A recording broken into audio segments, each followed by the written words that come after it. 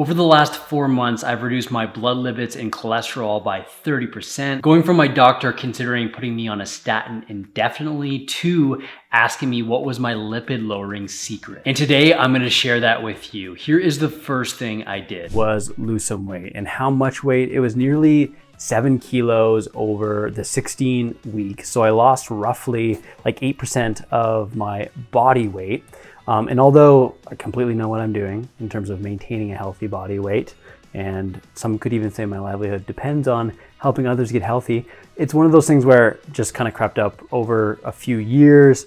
Weight was higher than normal. And one of the main reasons why is I just don't move enough. In the winter, it's like one of those things where if I'm moving 2,000 to 3,000 steps per day, that would be good. Some days it's lower.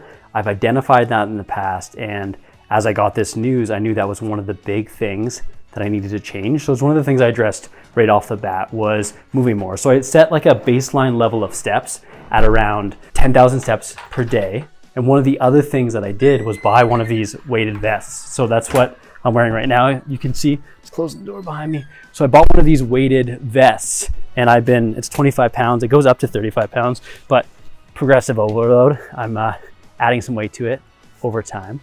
So I put one of those on, started taking more steps. I would do this for around 30 minutes every morning with the weighted vest, around 10,000 steps. Normally would be the basement. Sometimes I would go over that, but that's generally where I started, and it helped me lose quite a bit of weight. Now, obviously, one of the other things, it's not, weight loss obviously isn't just exercise, even though the non-exercise activity thermogenesis or NEAT does add up quite a bit. I think the other aspect of this that is really helpful is that if you start making positive decisions about your health earlier on in the day, it helps you build some momentum. It's one of those things where it's super easy to then make better decisions throughout the day because you're already invested.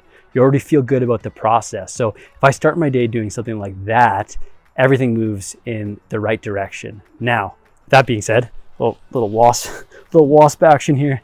With that being said, I'd be silly just to focus on weight loss and a calorie deficit coming from the energy outside of things. So I also addressed some things within my nutrition, and I want to tell you about those now. Okay, so let's talk about some of these nutrition changes. And don't worry if you're taking notes, I'm gonna put this all together in a nice little cheat sheet for you at the end of this video, so stay tuned for that. Okay, even though I was moving more and creating a calorie deficit through that, or at least contributing to the amount of calories I was burning, I didn't want to create all of that deficit just through moving more and increasing my energy expenditure. Because what you eat can make up that deficit entirely, especially if you overeat or get to the point where you're moving so much, you tend to get hungrier. I wanted to make up that deficit just as much through the food I was eating or absence of the food I was eating. So I set myself up on a diet that was around 2,400 to 2,600 calories most days, and my macronutrients, or what was providing those calories, ended up looking like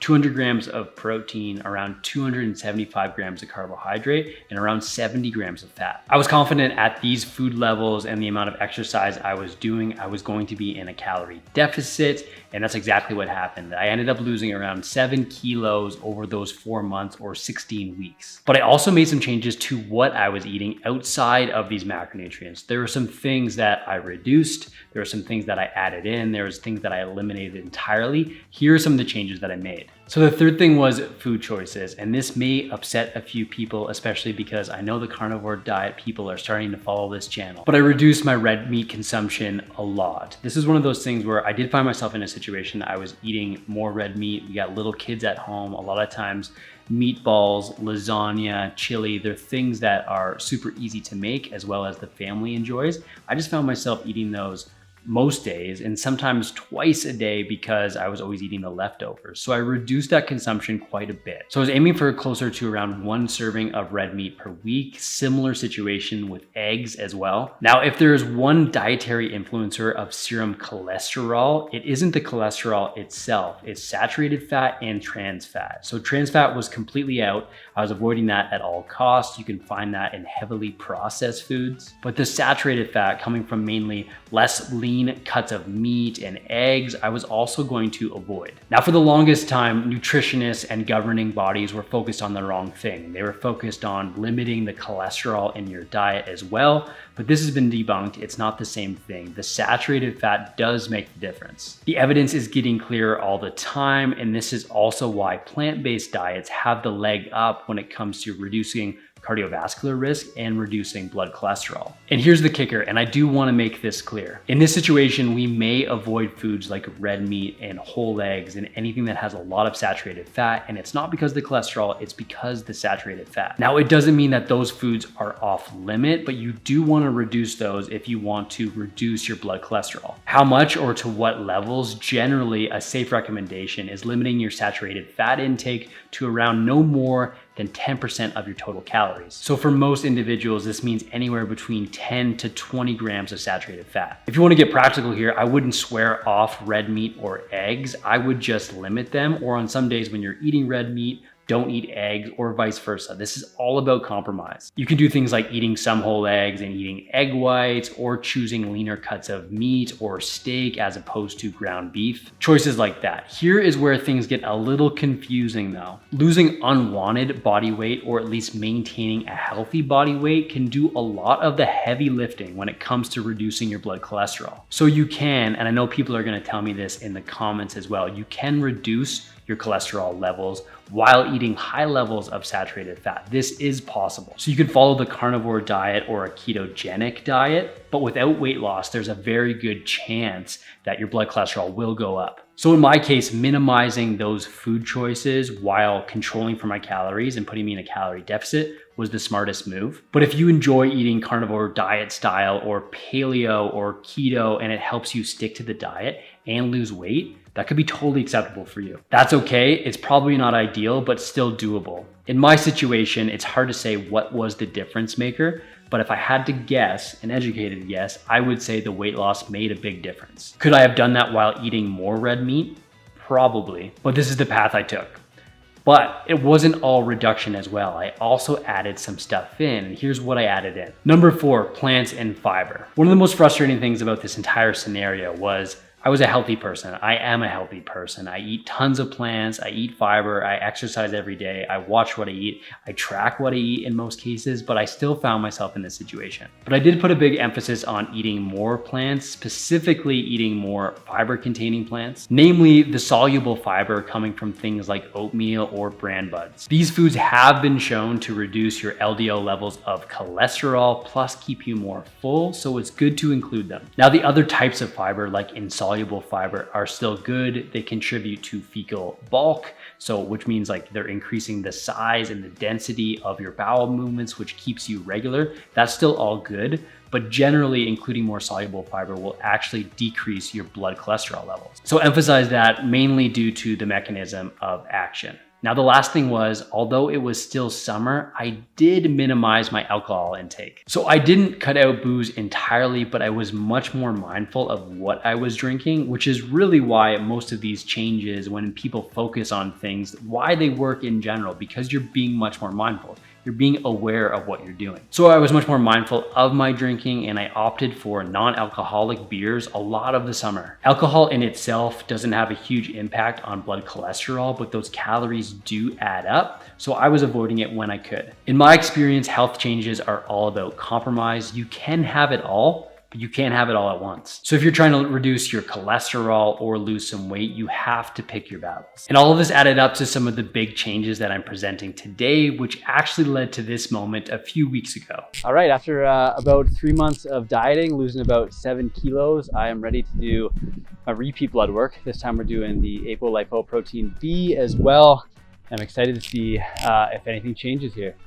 So the final results of this were reducing my total cholesterol from 5.81 millimoles per liter, which was outside the normal range, down to 4.81 millimoles per liter inside the normal range. Taking my LDL cholesterol from 4.21 millimoles per liter, which was again above the normal range, all the way down to 3.27 millimoles per liter within the normal range. And my HDL cholesterol was normal to begin with, and it stayed exactly the same through this process. My GP was thrilled with the results given my family history of heart disease and my dad passing away from a heart attack suddenly at age 57. So this was great news. And one metric that my doctor did add into the most recent blood work that we didn't measure from the beginning was apolipoprotein B. Now, apolipoprotein B or ApoB can be more accurate in measuring cardiovascular risk and is also important in people that have normal levels of HDL but have a family genetic history. It can give you a better sense of, are you more prone to a heart attack in that situation? And here's why. ApoB is a protein found on the surface of arrhythmogenic lipoproteins, which includes LDL, which is the cholesterol we've been talking about today, which is often referred to as the bad cholesterol, but also very low density lipoproteins. And since every LDL is a different size and density, measuring these ApoB proteins gives you a better sense of which ones are more likely to contribute to plaque, meaning the measurement of ApoB gives you a better sense of the total amount of particles in the bloodstream